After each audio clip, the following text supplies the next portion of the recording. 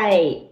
Welcome back, everybody. This is our second episode, and we are 100% winging this thing. And what I mean by that is before we started to record, Brendon asked me to start, and I got a little nervous, but I'm starting. And we're starting. You guys are on the journey with us. We're creating this together from our hearts uh, and just sharing this entire process. We think it's going to be a beautiful, fun journey, and we want you with us. Specifically today, Brendon and I talked about topics. We talked about, hey, let's tell our audience our stories. Let's Yeah. tell the people that we're talking to how we came to where we are today. Just because we all have stories. I love hearing someone's story. And so that's what we're going to talk about today, specifically Brendon's story. So I'm going to let him take it away. Yeah. I don't know how I drew this stick that I get to start, but I we're think gonna I go said ahead and get it. I was started. like, you start and then I'll go. That's right, you did. I chose you. There you go. I didn't volunteer as tribute. Um, so yeah. Yeah, this was a tough one. Like we were chatting just before we hit record.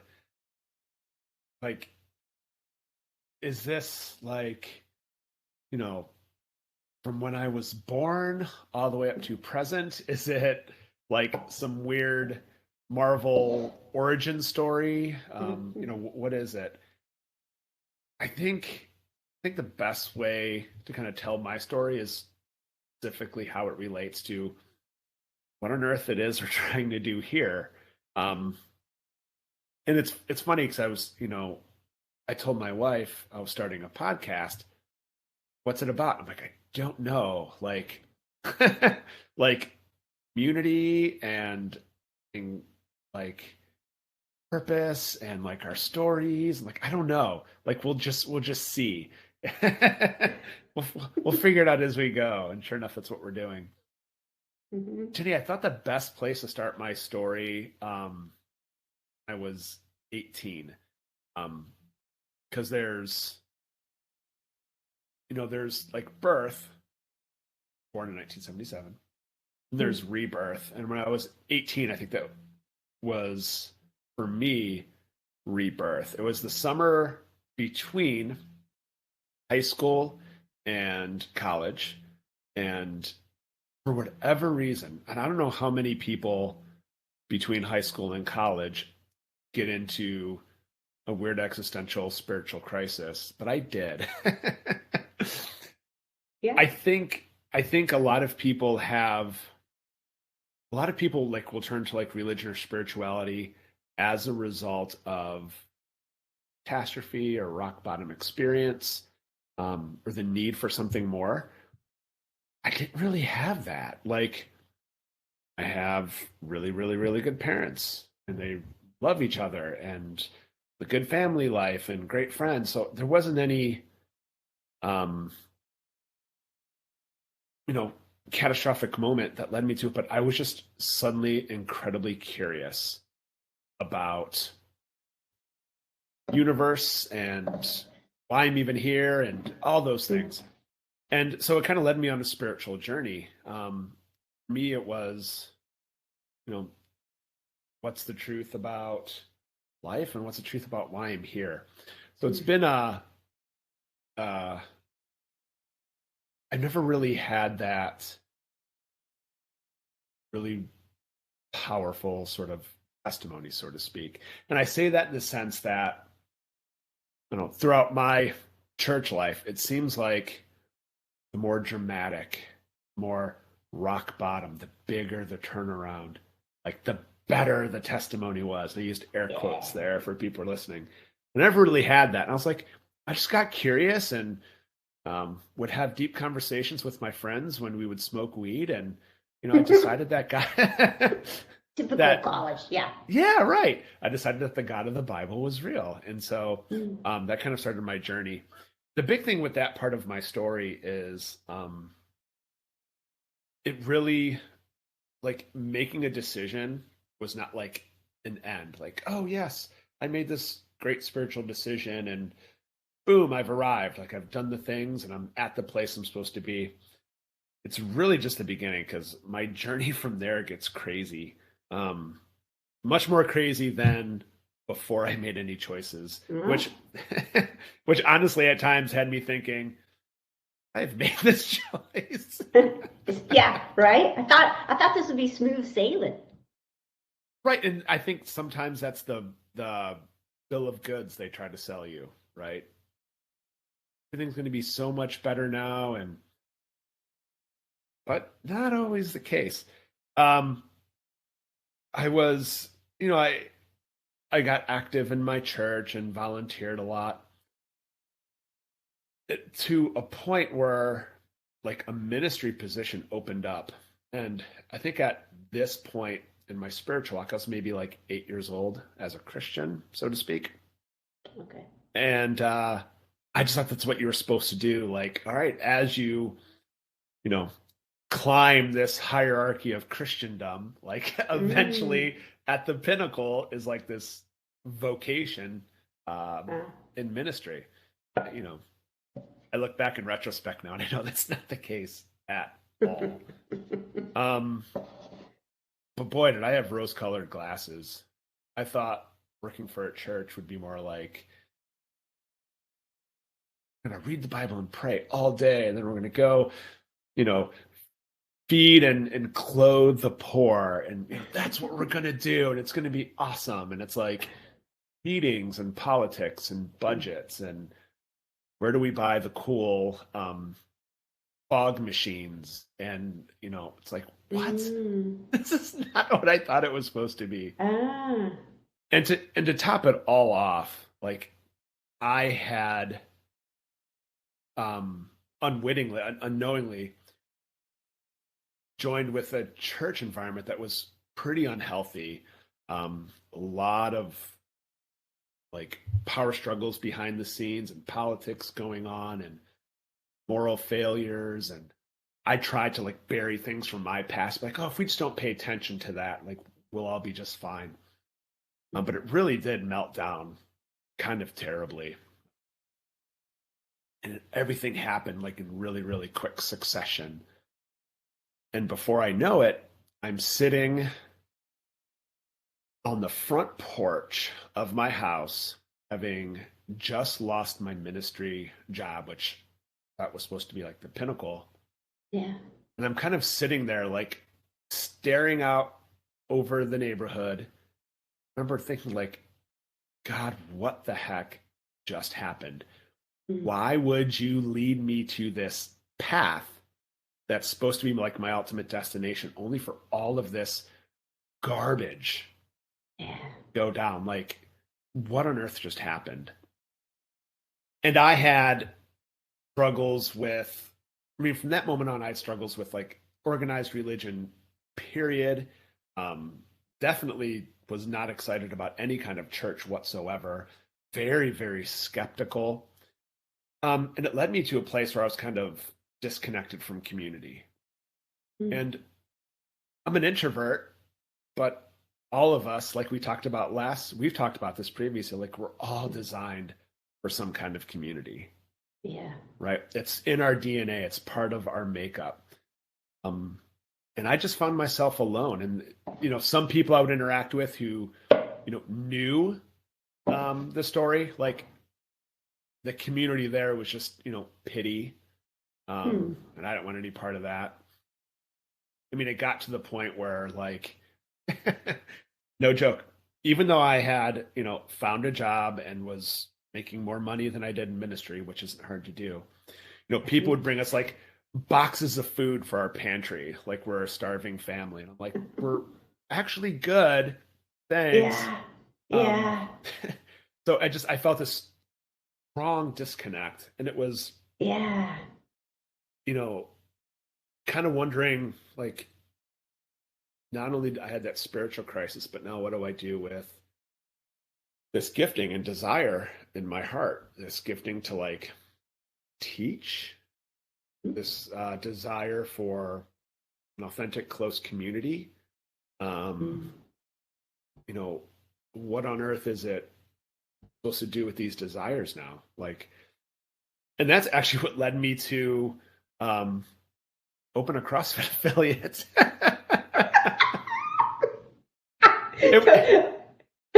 Yeah. the opposite. Well, kind of the opposite, but also kind of from one cult to another, if you think about it. That's what I'm saying. Yeah, right. Yeah. So my father had a very serious stroke. Like, okay, he was lucky to survive, still alive. But I was like, I need to make some changes in my health. And I had a friend who owned an affiliate. So I popped in there and drank the Kool-Aid and eventually became a coach and eventually became an owner. And what I thought I found was that community that I always desired, that real calling for my coaching, my teaching. That's what I thought I found in that environment. But, wasn't quite the same. I think it's interesting that there's counterfeits. I don't always mean that in a bad way. We want something, we think we know what it is, we end up settling for a counterfeit. It's not quite the real thing. It's close, but not quite it. I loved people who wanted to be coached. I loved the community atmosphere that we had, and we went to great lengths to try to create that. But it was interesting when I decided to sell, actually almost exactly 1 year ago, which is when I decided to sell. It was interesting how quickly that community dispersed. So even when I try to keep like my core group of members together, we merged with another gym, and how quickly that community that I craved really lessened.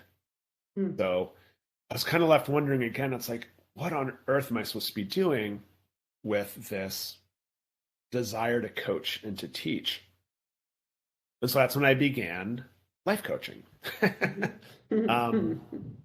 And those two things overlapped a little bit. I realized that I wanted to do so much more than, barbells, coaching a class.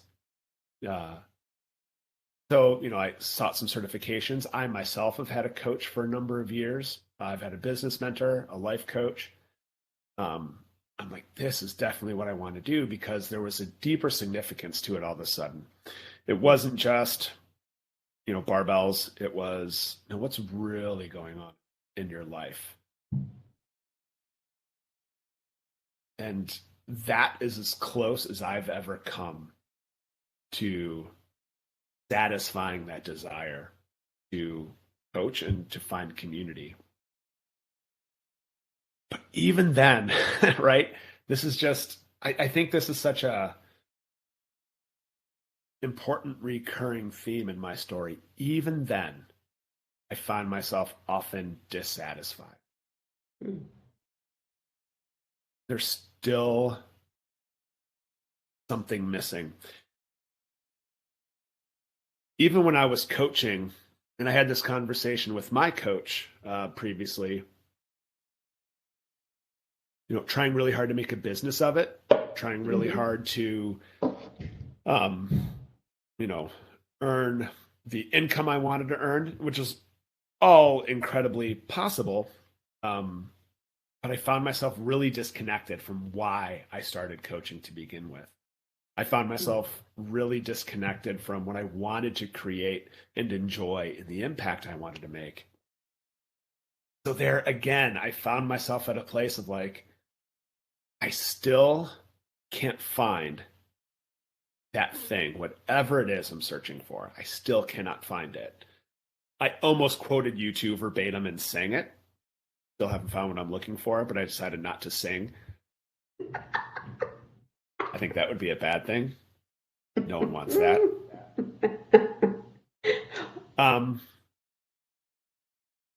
So all this time, I think I've been trying to find what it is that really does make my heart come alive. And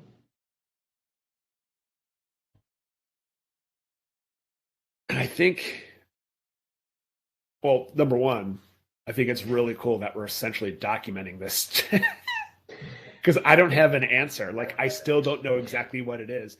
And Jenny, we could find out at the end of this that, nope, this wasn't it either. Oh, Or, that's true. yeah, or, we could catch lightning in a bottle and be like, oh my gosh, we documented this entire journey where these people found what it is they were looking for. Whoa. So there's a quote I've held on to for a number of years. I was introduced to a writer when I was in ministry named Frederick Buechner, and he became very much to me like an informal mentor. The way he wrote was beautiful. I mean, absolutely. He was a novelist before he ever got like into organized religion. He's a beautiful writer, and as like a Christian, spiritually, he is like, he self-describes himself as like bumbling. I'm like, I can relate to that. Like someone who's just bumbling through prayer and faith and trying to figure things out. But no matter what it was, he had a way of beautifully putting it. So I've always held Frederick Buechner close to my heart. As a matter of fact, celebrity deaths like impact people in different ways. And some people,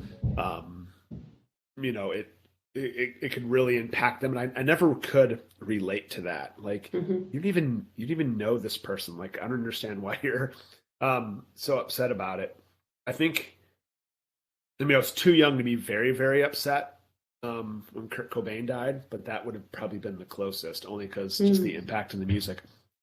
But I was here in my office the day Frederick Buechner died. I had not heard yet. And my wife came in to tell me, and it was about as sympathetic and sorry as anyone's ever told me anything. Like, honey, I'm sorry. I heard Frederick Buechner died. And like, that's a time I really had to stop. And I'm like, I might actually cry. I've never met the man. I've just read his books. But it was really through I tell people, and I do mean this, it's because of the writings of Frederick Buechner that I still have a faith life today. But there's a quote of his that I think describes this entire journey that I've been on, and I'm still on, fully well, because it takes very abrupt, out of nowhere sort of turns where things will hit me. So the quote goes like this. Whenever you find tears in your eyes, especially unexpected tears, it is well to pay the closest attention. They're not only telling you something about the secret of who you are, but more often than not, God is speaking to you through them of the mystery of where you have come from and is summoning you to where, if your soul is to be saved, you should go next. And I'm about to get tears in my eyes again, because there have been moments in my life where just unexpected tears have popped in my eyes. I'm like, what on earth are these things? Like, what is this happening to my eye? I'm not crying, I'm just leaking awesome. Right. But it's been at those moments where I could just pause and go, Lord, what is it? What's happening right now? Like, why am I having this emotional response? And it's taking me like just the next step in my journey. And I can't see too far ahead. I'm not 100% sure where it's going. But that's kind of like what the faith life is about sometimes. Yeah. It's just about that next step. And so I think this is kind of a weird telling of a story. But my story is that I'm trying to find what makes my heart come alive. Trying to find a community of people who inspire me. Hopefully I can inspire them to really impact their world and leave a legacy. And not a legacy necessarily that's like riches or artwork or anything like that, but legacy like you described, like the pebble drops in a pond, those ripples continue out. That's what I mean by legacy. And that when you said that so long ago to me, that resounded so much with him. Like, yeah, that's exactly what a legacy is. Mm. It's the ripples in the pond long after that pebble has sunk to the bottom. Yeah. So I think that's where I'm at. I think when I pay closest attention to those unexpected tears, that's where I'm being led. So just my next step. I think that's my story up until now. I really do. Yeah. That's awesome. I've never had the honor and opportunity of hearing all of that. I've heard pieces throughout our time together. So Yeah. I Yeah, thought that's kind of the. No, go ahead. I thought several things I kind of wrote down while you were talking that landed with me, but I want to hear what you want to say first. Yeah, I was just going to comment on statement there. That's been that's going to be one of the big changes and kind of this journey is up until this point we had a coach client professional relationship. Mm-hmm. I was your coach, you were my client. Yeah. And now we're 2 episodes into what can we work on together? I know you're an incredibly talented and intuitive coach. What can we work on together? So, I've had a chance to hear a ton about you, but you may not have, and for good reason, heard a ton about my story. So Right. I anticipate we'll have other moments like this, actually. That's true. More knowing. Yeah. Yeah. Yeah. As you were talking, well, first I'm going to go back to just the things you talked about in your life that I have found true in my life is this little like when the student is ready, the teacher appears. Yeah. And so I think of that a lot where to me that sounds so like our generation of like Karate Kid, kind of when the student is ready, the teacher appears. But it has been a truth that I have really held on to my more of my adult recent years, because what it means is I don't have to figure it out. I don't have to worry and create. I trust that when I'm ready to know what I need to know, I'll know it. Yep. And that gives me a lot of let the shoulders down. Mm-hmm. And to me, those tears you talked about are the student, you're ready, and the teacher's appearing, maybe through some tears, right? Yeah, absolutely. I think to your point, kind of just like you could kind of let your shoulders down, just kind of relax. It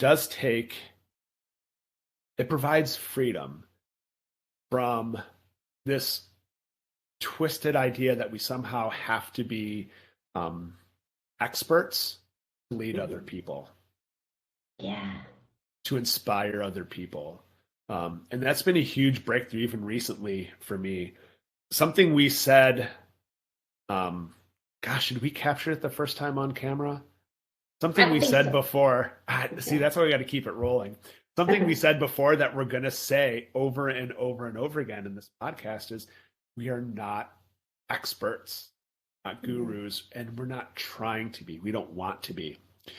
We're just documenting our journey and inviting anyone along who wants to just watch or listen, or anyone who wants to take part in journey with us. That's it. That's the end game right now. That is it. Yes. It is a beautiful place to be, because I tell this to my clients when I coach. I am, and we're doing this essentially, in a big way. I'm coming alongside you. Yeah. I'm a little bit maybe ahead of you on the path, just a little with my maybe because I'm a little older, a little bit more experienced in a certain area. But in general, I picture myself with clients and our community as we're coming alongside each other. Yeah. I don't know if you've ever read anything by Anne Lamott, but she has this beautiful saying of we're all just leading each other home, right? That's so good. Yeah. And then I thought too, as you were describing how you don't know where your next step but to me that not knowing is God given. Yeah. I hear that. And just as you were describing that coming alongside and leading each other, I kind of just connected a thread through my story. When I became a pastor, I felt my job was to lead the community, but I never felt really a part of it. It was a very, very lonely time because I felt separate from. When I became a coach and ended up buying an affiliate, I felt it was my job to lead the community, not only the athletes who are doing the workout, but my employees. I never really felt part of the community. I was apart from it. I had to lead it. And then even most recently in my coaching relationships, there's, for very, very good reasons, there are ethical boundaries, right? Mm-hmm. So even though I was leading people, still am leading people, I was apart from them. I couldn't really celebrate in community with them. Maybe this is my time to stop and say, maybe I lead with and take, lead. How did you say it from that Anne Lamott quote? We're just leading each other home. Mm-hmm. Maybe it's the time for me to experience the community aspect that I've been missing for so long. Actually, we could all lead each other home. There's something to that. Yeah. Good. Yeah. That's good. Yeah. Good stuff. Yeah. Yeah, go ahead. Oh, I do just think that if you didn't have that desire, or we didn't have that desire to keep maybe not knowing or not feeling like we quote unquote air quote arrived, we wouldn't continue to do what we're supposed to do. Like, I guess I was thinking, instead of that feeling like, I don't know, I haven't yet figured it out, that's the beauty of it. And we get to do that together. Yeah. And to be able to honestly say that without fear that you're going to be, uncovered as a fraud. Yeah. Or some sort of charlatan is so refreshing. Right. Refreshing. Yeah. Totally. So yeah, my story, and I'm sticking to it.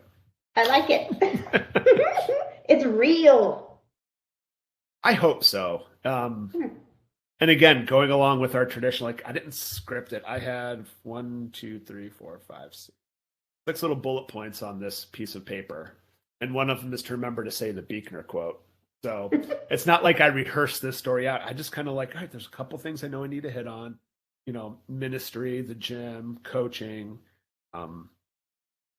Yeah. So yeah. Trying to, as the kids would say, I'm trying to keep it 100.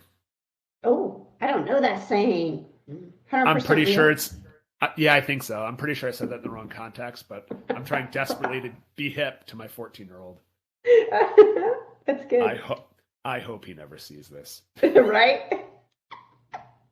Good.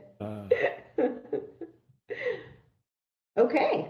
Well, I think this is like a good place to kind of wrap it up, because what we're ending on is just some real life stuff that I think everyone honestly can identify with. And again, it's a beautiful place to be together and learning along the way. Sounds like we've already started, right? Totally. Yes. Yes. Thank you, Jenny. Yeah, of course.